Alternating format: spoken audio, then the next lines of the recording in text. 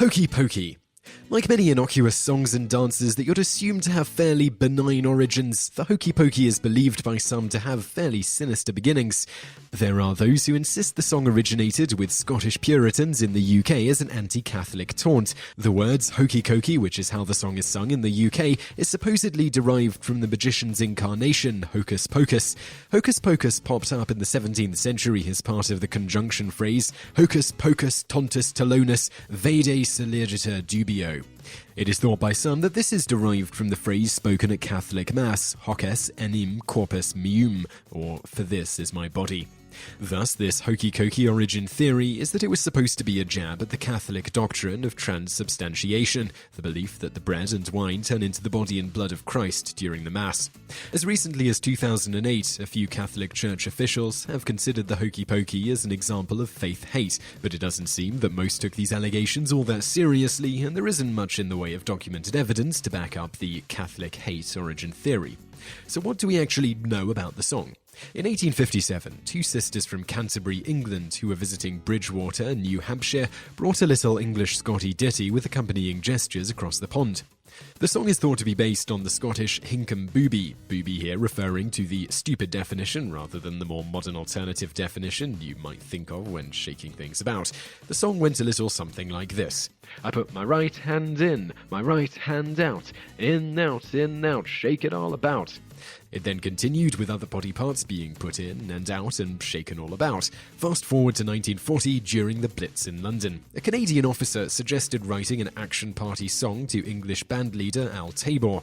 The song's title, The Hokey Pokey, was supposedly in homage to an ice cream vendor from Tabor's childhood who would call out, "Hokey Pokey, penny a lump, have a lick, make you jump." In this case, Hokey Pokey was supposedly a slang at the time for ice cream, and the ice cream seller was called the Hokey Pokey Man.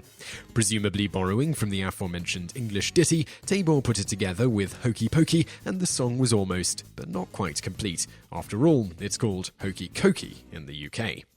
Tabor claimed he changed the name to the Hokey Pokey at the urging of the same Canadian officer, who informed him cokey was Canadian slang for crazy.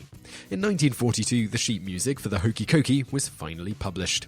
Tabor, after a bit of a legal battle, eventually signed over all rights to the song to famed Irish songwriter and publisher Jimmy Kennedy as part of the settlement the two reached over a lawsuit concerning the song.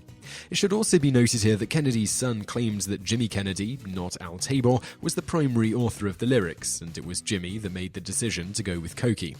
Across the pond, supposedly independent of Tabor's or Kennedy's work, in 1944, two musicians from Scranton, PA, named Robert Deegan and Joe Breyer, made a record of a song called the Hokey Pokey Dance.